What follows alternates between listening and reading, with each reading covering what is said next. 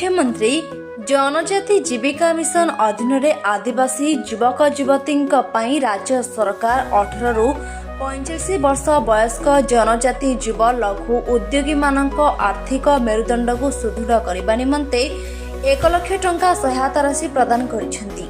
एही राशि को सेमाने व्यवसाय क्षेत्र में विनियोग कर निजे स्वावलंबी होगा सह अन्य पई रोजगार माध्यम हेबे, जहा फल दादन भली समस्या दूर हो पारिबो एवं निज अंचल रोजगार कर स्वाभिमान बंची पारिबे। सेवा क्षेत्र में दुकान, tent house, bike garage, cycle मरामती, ऑटो, टैक्सी, जनसेवा केन्द्र, टेलरिंग, ट्रैक्टर और पावर टेलर सेवा, हार्डवेयर स्टोर एवं ओल्डिंग दुकान आदि व्यवसाय करी निज अंचल अन्य प्रेरणार उत्स होइछन्ति।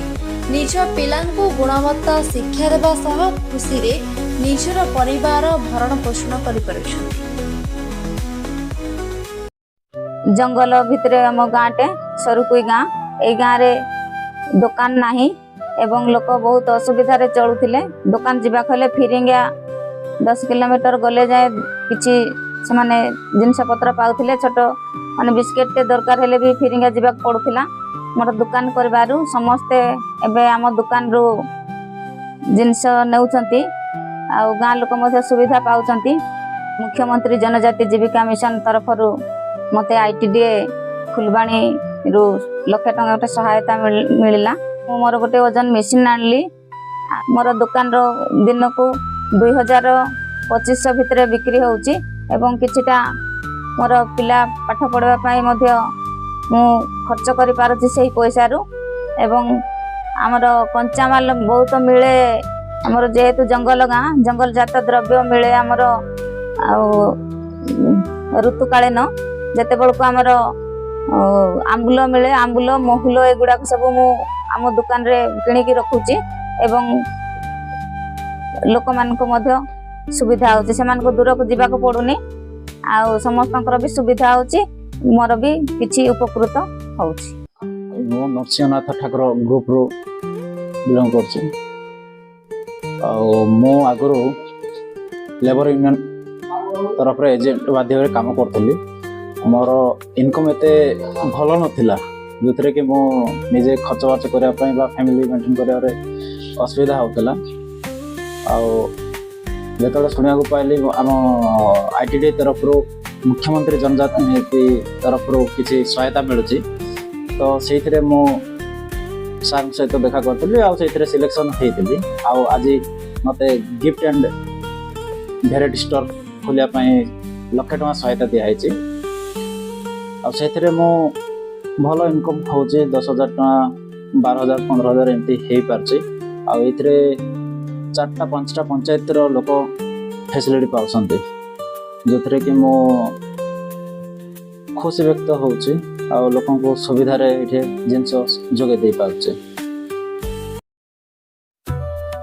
आगरो मु गाड़ी काम करूଥିଲି। जनको भाईटे जो जे कि फुलमाटी जे मोर गुरु तांको मु काम शिखुଥିଲି।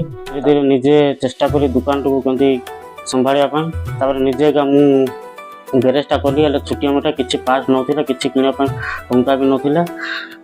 सेठी जोगु मते हमरो मुख्यमंत्री जनजाति जीविका मिशन रु टंका लक्ष टंका मिलिथिबारु आउ निज पैसा इन्वेस्ट करिके मु अन्य पार्ट्स बा हमर कंप्रेसर अन्य टायर पार्ट्स सब किनि पारिछि। सेथिमे अशेष देवी हमर आईटीडीए ऑफिस फुलवाणी। तापर मु आउ मोर पिला 3टा को रखिछि। तापर मोर एबे मासिक होउछि उडे 20,000 हे जाउछि, 20-25 भी हे जाउछि मोर। तापर मु निजे किछि नउछि आ किछि पार्ट्स किनुछि आ हम पिला मान को किछि दउछि पैसा। एथि पई धन्यवाद देवी हम मुख्यमंत्री जनजाति जीविका मिशन फुलवाणी आईटीडीए। आदिवासी युवक मान अछंती मैं प्राय बेकार रही थांती, तेणु आईटीडीए तरफ से जो आदिवासी युवक मान अछंती तांको हमें केमिति उद्योगी करि पारिबो सेत हम प्रयास करिछु। एवाल माइक्रो एंटरप्रेन्योर डेवलपमेंट ए स्कीम माध्यम रे हम उद्योगी मान को सिलेक्शन करिछु एवं गला परे ताको हमें आईटीडीए तरफ 1 लाख सपोर्ट दउछु। ସେଇ ସପୋର୍ଟ ଯେଉଁ ଦେଉଛୁ ସେଥିରେ ସେମାନେ ନୂଆ ନୂଆ ଇନୋଭେଟିଭ କାମ କରୁଛନ୍ତି। ଆମେ ଯଦି ଦେଖିବା ତାହେଲେ ସେମାନେ ଯେଉଁ ଉଦ୍ୟୋଗୀ ହେଉଛନ୍ତି ସେମାନେ କିଛି ସର୍ଭିସିଂ ସେକ୍ଟରରେ ଇନଭେଷ୍ଟମେଣ୍ଟ କରୁଛନ୍ତି ଏବଂ କିଛି ଲାଇଭଲିହୁଡ୍ ସେକ୍ଟର ମଧ୍ୟ ଇନଭେଷ୍ଟମେଣ୍ଟ କରୁଛନ୍ତି।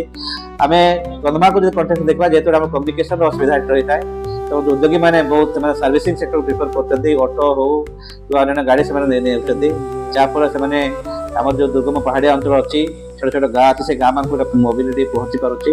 ତା ସହିତ ରୋଗୀମାନେ ଯେଉଁ ଅଛନ୍ତି ସେଥିରେ ମଧ୍ୟ ସେମାନେ ଆସିପାରୁଛନ୍ତି। ଅନ୍ୟାନ୍ୟ ଲୋକ ମଧ୍ୟ ତାଙ୍କର ବିଜନେସ୍ ବାଟା କରିପାରୁଛନ୍ତି ଏବଂ ଲୋକ ମୁଭମେଣ୍ଟ ହେଇପାରୁଛି। ଏହା ସହିତ ଆମେ ଯେଉଁ ଏଣ୍ଟରପ୍ରେନରମାନେ ଯେଉଁ ଅଛନ୍ତି ତାଙ୍କୁ ଆମେ ଆମ ITD ତରଫରୁ ମଧ୍ୟ ଆମେ ତାଙ୍କୁ ଟ୍ରେନିଂ ଦେଉଛୁ ଏବଂ ଅନ୍ୟାନ୍ୟ ଫରୱାର୍ଡିଂ ସପୋର୍ଟ ଦେଉଛୁ। ଯାହାଫଳରେ ଆମେ ଦେଖୁଛୁ କିଛି ଉଦ୍ୟୋଗୀ ମଧ୍ୟ ଅଛନ୍ତି ଯେଉଁମାନେ ନୂଆ ନୂଆ ଇନୋଭେଟିଭ କରୁଛନ୍ତି। କିଏ ଟେଲର କରୁଛନ୍ତି, କିଏ କାର୍ପେଣ୍ଟ୍ରି କରୁଛି, କିମ୍ବା କିଏ ସିଲେଇ ମେସିନ୍ କରୁଛି, କିଏ ଟେଣ୍ଟ ହାଉସ୍ କରୁଛି, କିଏ ଜେରକ୍ସ ମେସିନ୍ କରୁଛି, ମୋ ସେବା କେନ୍ଦ୍ର କରୁଛନ୍ତି। ଏମିତି ଅନେକ ଗୁଡ଼ିଏ ତାଙ୍କ ଭିତରେ ଇନୋଭେଟିଭ ଆସୁଛି। ତ ତାଙ୍କୁ ଆମେ ଯେଉଁ 1 ଲାଖ ଯେଉଁ ଇନିସିଏଟିଭ ଦେଉଛୁ ସେଥିରେ ସେମାନେ ନୂଆ ନୂଆ ଇନୋଭେଟିଭ ନେଉଛନ୍ତି ଏବଂ ଆଗାମୀ ଦିନମାନଙ୍କରେ ଆହୁରି ଅଧିକ ଆମେ ଯୁବକମାନଙ୍କୁ ନେବୁ, ଯାହାଫଳରେ ସେମାନେ ତାଙ୍କ ଜୀବିକା ଜୀବନକୁ ସ୍ୱାବଲମ୍ବୀ କରିପାରିବେ। ଏବଂ ଆମର ଯେଉଁ ମୁଖ୍ୟ ଉଦ୍ଦେଶ୍ୟ ଅଛି ଯେଉଁ ମାଇଗ୍ରେସନ୍ ଯେଉଁ ରଖିବା କଥା ସେ ମାଇଗ୍ରେସନ୍ ଆମେ ରଖିପାରିବା। ତା ସହିତ ସେମାନେ ଉଦ୍ୟୋଗୀ ହେଇ ମଧ୍ୟ ଆଉ କିଛି ଲୋକ ମଧ୍ୟ ସେମାନେ ଏନଗେଜମେଣ୍ଟ କରିପାରିବେ। ଏ ହେଉଛି ମୁଖ୍ୟ ଉଦ୍ଦେଶ୍ୟ ଅଛି। ଆମେ ITD ତରଫରୁ ଏ ପ୍ରୟାସକୁ ଜାରି ରଖିଛୁ। ଆଗାମୀ ଦିନମାନଙ୍କୁ ଏହାକୁ ଅଧିକ କ୍ରିୟାଶୀଳ କରି ଅଧିକ ଆଦିବାସୀ ଯୁବକମାନଙ୍କୁ ଆମେ ଏନଗେଜ କରିବୁ, ଯାହାଫଳରେ ତାଙ୍କ ଲାଇଭଲିହୁଡକୁ ସେମାନଙ୍କୁ ଆପଣେଇ ପାରିବେ।